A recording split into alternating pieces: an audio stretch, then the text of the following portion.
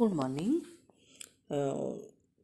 हमने जो हम भारतीय संविधान की विशेषताओं के बारे में अध्ययन कर रहे थे, कुछ विशेषताओं को पिछली क्लास में हमने अध्ययन किया था। आज हम उसकी अगली विशेषताओं को देखने जा रहे हैं, जिसमें है सामाजिक समानता की स्थापना। भारतीय संविधान राजनीतिक समानता के साथ साथ सामाजिक व आर्थिक समानता लाने का प्रयास करता है, जैसे अस्पृश्यता का अंत, नीति निर्देशक तत्वों के माध्यम से आर्थिक समानता आदि जो बातें हैं वो सामाजिक समानता की ओर इंगित करती हैं। यानी अस्पृश्यता यानी छुआछूत कि हम ये नीची जाति के लोग हैं, ये ऊंची जाति के लोग हैं, आपस में हम एक दूसरे को छुएंगे नहीं। ये जो ऊंची जाति के लोग हैं वो नीची जाति के घर का पानी नहीं पिएंगे, उनके हाथ का कुछ खाएंगे नहीं। तो इस तरह की जो ऊंची नीची छुआछूत वाली जो बात है वो अब हमारे यहाँ ख़त्म कर दी गई है। कानून के द्वारा उनको पूरी तरह से प्रतिबंध कर दिया गया है। और जो राज्य के नीति निर्देशक तत्व हैं वो भी हमारे यहाँ जो है वो आर्थिक समानता की बात करते हैं कि जो भी आर्थिक रूप से जो भी कार्य किया जाएगा समान मजदूरी के लिए, जो समान कार्य के लिए समान मजदूरी है, वो चाहे वो स्त्री पुरुष के रूप में हो, चाहे वो गरीब अमीर के रूप में हो, किसी भी रूप में हो, समान कार्य के लिए समान वेतन की बात की जाती है। कानून के समक्ष भी सभी व्यक्ति जो है वो आर्थिक रूप से भी एक समान है, चाहे वो गरीब है चाहे वो अमीर है। कानून सभी के लिए एक जैसा कार्य करता है। अगला है अल्पसंख्यक तथा विशेष वर्गों के लिए कल्याण की विशेष व्यवस्थाएं। भारतीय संविधान में अल्पसंख्यकों की धार्मिक, भाषाई और सांस्कृतिक हितों की रक्षा के लिए विशेष व्यवस्था की गई है। अल्पसंख्यक वर्ग कौन सा? जो कि हमारे यहाँ जिनकी संख्या, जिस वर्ग की संख्या हमारे यहाँ कम है उनको हम अल्पसंख्यक वर्ग कहते हैं। जैसे कि भारत में हम देखते हैं कि बहुत हिंदू जो है वो बहुत आयत मात्रा में है, लेकिन मुसलमान जो है वो कम है, तो उनको हम अल्पसंख्यक वर्ग की संख्या दी गई है। उनके लिए कुछ धार्मिक रूप से, कुछ भाषा के रूप से और कुछ सांस्कृतिक जो हित हैं उनकी तरफ की रक्षा के लिए कुछ विशेष व्यवस्थाएं की गई हैं। इसके अलावा ST SC के नागरिक, जो अनुसूचित जाति और अनुसूचित जनजाति के नागरिक होते हैं, उनके लिए सरकारी सेवाओं, विधानसभाओं और अन्य क्षेत्रों में विशेष संरक्षण प्रदान किए गए हैं। अगला है एक राष्ट्रभाषा की व्यवस्था। जैसा कि हम सभी जानते हैं कि हमारे भारत में एक राष्ट्रभाषा है, यानी हमारे यहाँ बहुत सारी भाषाएं पढ़ी जाती हैं और संविधान में उन सबको मान्यता दी गई है, लेकिन जो राष्ट्रभाषा है वो हमारी एक है और वो है हमारी हिंदी राष्ट्रभाषा। आप सभी देखते हो कि आज हमारे ऊपर हिंदी कितनी डोमिनेट होती जा रही है, इंग्लिश कितनी डोमिनेट होती जा रही है। बहुत सारे काम जो है वो इंग्लिश में होते हैं, बच्चे इंग्लिश स्कूल में पढ़ते हैं, सारी कार्रवाइयाँ ऑफिस में सरकारी इंग्लिश में हो रही हैं, लेकिन फिर भी हम हिंदी जो है हमारी राष्ट्रभाषा है, हिंदी को हर देश का बच्चा भी जानता है और संविधान में उसको राष्ट्रभाषा की संज्ञा दी गई है। राष्ट्रीय एकता को सुदृढ़ करने के लिए हमारे संविधान में हिंदी को देवनागरी लिपि में भारत की राष्ट्रीय भाषा घोषित किया गया है। साथ ही क्षेत्रीय भाषाओं के विकास की पूरी सुविधाएं प्रदान की गई हैं। 1965 में सहभाषा विधेयक पास कर अनिश्चित काल तक हिंदी के साथ अंग्रेजी को भी जारी रखने की अनुमति दी गई है। यानी हिंदी की सहभाषा कौन सी है? इंग्लिश। तो इंग्लिश को भी हमारे यहाँ सहभाषा के रूप में अनुमति दी गई है। अगला है विश्व शांति का समर्थक वसुधैव कुटुंबकम। यानी भारत हमेशा वसुधैव कुटुंबकम की जो भावना है उसका समर्थन करता है।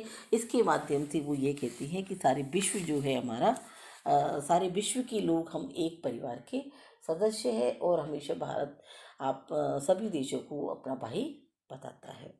भारत अंतर्राष्ट्रीय शांति और सुरक्षा का भी इच्छुक है। यानी जहाँ वो एक तरफ देश के अंदर भी शांति और व्यवस्था लाना चाहते हैं, वहीं वो अंतर्राष्ट्रीय स्तर पर भी शांति और सुरक्षा की इच्छा रखते हैं। वह राष्ट्रों के बीच न्याय तथा सम्मानपूर्ण संबंधों को स्थापित करना चाहता है तथा विवादों के निपटारे के लिए शांतिमय तरीकों पर पूरी तरह से अपना पक्ष रखता है। भारतीय विदेश नीति के मूल तत्व जो हैं वो भी शांति की ओर इंगित करते हैं, जैसे शांतिवादिता, असंलग्नता, यानी जहाँ भी देश किसी दो पक्ष जब भी लड़ाई हो रही होती है तो भारत उसमें अपना जो उचित पक्ष है, जो उचित उनको लगता है उसको अपना पक्ष रखता है, लेकिन किसी दूसरे के बीच में वो नहीं पड़ता है। अंतर्राष्ट्रीय कानून और अंतर्राष्ट्रीय संबंधों के प्रति आदर, यानी जो भी अंतर्राष्ट्रीय कानून है या अंतर्राष्ट्रीय संबंध है, अंतर्राष्ट्रीय नीतियाँ हैं, उनके पूरी तरह से उनके प्रति आदर भाव रखता है, उनका सम्मान करता है। साम्राज्यवाद का विरोध करता है, क्योंकि खुद भारत जो है एक साम्राज्यवाद की जो नीति है जो कि उसको झेल चुका है। यानी हमने सभी जानते हैं कि अंग्रेजों का किस तरह से भारत के ऊपर साम्राज्य रहा है। तो भारत हमेशा साम्राज्यवाद की जो नीति है या उपनिवेशवाद की जो नीति है उसका विरोध करता है। साम्राज्यवाद यानी कि जो भी कोई बड़ा राष्ट्र है वो यदि किसी छोटे राज्य पर अपना नियंत्रण कर लेता है या उसको अपना गुलाम बना लेता है तो वो साम्राज्यवाद कहलाता है। भारत ने चूंकि इस नीति को सहन किया है तो भारत हमेशा इस नीति का विरोध करता है। तथा इसके अलावा विश्व बंधुत्व की साम्राज्यवाद का विरोध आदि विश्व बंधुत्व की भावना से प्रेरित है। यानी ये सारी जो नीतियाँ हैं भारत की वो सब बताती हैं कि भारत हमेशा सारे विश्व को एक परिवार की तरह मानता है। अगला है संसदीय सर्वोच्चता तथा न्यायिक सर्वोच्चता में समन्वय। यानी एक तरफ तो हम संसद को सर्वोच्च बताते हैं कि हमारी भारतीय की जो संसद है वो सर्वोच्च है, लेकिन दूसरी तरफ वो जो भारतीय संविधान है वो हमारी जो न्यायपालिका है उनको भी सर्वोच्च मानता है। जैसे कि सभी हम जानते हैं कि भारत में नियंत्रण एवं संतुलन का जो कानून है वो लागू है। यानी ना तो हमारे यहाँ कार्यपालिका जो है वो कार्यपालिका स्वतंत्र तो है, लेकिन उसके ऊपर व्यवस्थापिका और न्यायपालिका का नियंत्रण है। इसी तरह से हमारी जो व्यवस्थापिका है उसके ऊपर कार्यपालिका और न्यायपालिका का नियंत्रण है। और तीसरी तरफ हमारी जो न्यायपालिका है वो स्वतंत्र है, लेकिन उसके ऊपर भी जो कार्यपालिका और व्यवस्थापिका का नियंत्रण, यानी हमारी जो सर्वोच्च न्यायालय के मुख्य न्यायाधीश होते हैं या अन्य न्यायाधीश होते हैं उनकी नियुक्ति जो है राष्ट्रपति के द्वारा की जाती है। और बहुत सारी जो शक्तियां हैं जिनके माध्यम से जो कार्यपालिका है, व्यवस्थापिका है, वो हमारे देश की जो न्यायपालिका है उसके ऊपर नियंत्रण लगाती है। तो इस तरह से हमारे जो शासन के तीनों प्रमुख अंग हैं वो आपस में एक दूसरे के ऊपर नियंत्रण लगा के रखते हैं, जिससे हमारे यहाँ एक तो नियंत्रण बना रहता है और इस तरह से कोई भी जो सरकार के अंग हैं वो अपनी शक्तियों का असीमित रूप से प्रयोग नहीं कर सकते हैं और देश में एक बैलेंस बन करके रहता है। तो संसदीय और न्यायिक सर्वोच्चता की जब बात करते हैं तो भारतीय संविधान ब्रिटिश संसदीय सर्वोच्चता और अमेरिकी सर्वोच्चता के सिद्धांतों का मध्यम मार्ग अपनाता है। जब ब्रिटेन में संसद की सर्वोच्चता है वहीं अमेरिका में न्यायपालिका की सर्वोच्चता है और भारत में इन दोनों के मध्यम का मार्ग है। एक तरफ जय न्यायिक पुनरावलोकन की शक्ति के माध्यम से न्यायपालिका को सर्वोच्च शक्तियां प्राप्त हैं, वहीं दूसरी ओर संसद न्यायपालिका के निर्णय को प्रभावहीन बनाने के लिए संविधान में संशोधन कर सकती है। क्योंकि यदि न्यायपालिका को लगता है कि जो व्यवस्थापिकाएं हैं वो कानून अवैध रूप से बनाती हैं तो उनको खारिज कर सकते हैं। वहीं यदि कोई भी कानून जो है वो सर्वोच्च न्यायालय के द्वारा कोई भी डिसीजन जो दिया जाता है वो यदि व्यवस्थापिका या कार्यपालिका को ऐसा लगता है, संसद को ऐसा लगता है कि वो जो निर्णय है वो गलत है या जनता के हित के खिलाफ है, देश हित में नहीं है, तो उस कानून को खारिज करने के लिए वो संविधान में संशोधन कर सकते हैं। तो इस तरह से हमने देखा कि ना तो हमारे यहाँ संसद की सर्वोच्चता है और ना ही हमारे यहाँ न्यायपालिका की सर्वोच्चता है, बल्कि दोनों का ही एक दूसरे पर नियंत्रण लागू है। तो ये सारी जो विशेषताएं हैं वो हमारे भारतीय संविधान की हैं, जो कि भारतीय संविधान जो है उसको एक बहुत ही जो कह सकते हैं कि लचीला भी है, कठोर भी है, लोकहित की बात भी करता है, प्लस दूसरी तरफ जो है वो जो हमारी सरकार है उनको भी शक्तियाँ दे प्रदान करते हैं, जनता को भी शक्तियाँ प्रदान करते हैं।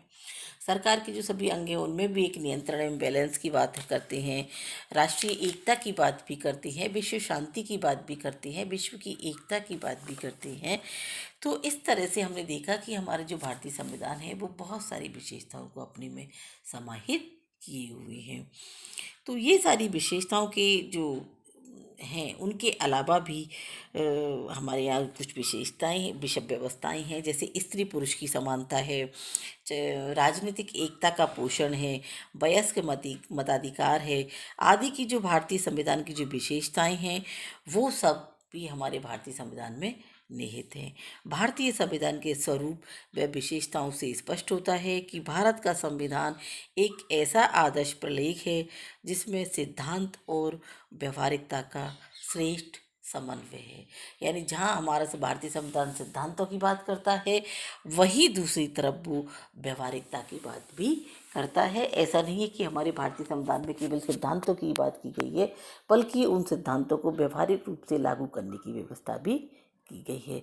तो आज हमने देखा कि भारतीय संविधान की जो विशेषताएं हैं वो कितनी ही मतलब कितने देश हित और राष्ट्रीय हित या विश्व हित में व्यवस्थाएं निहित की गई हैं। तो ये हमारी भारतीय संविधान की विशेषताएं थी। Thank you.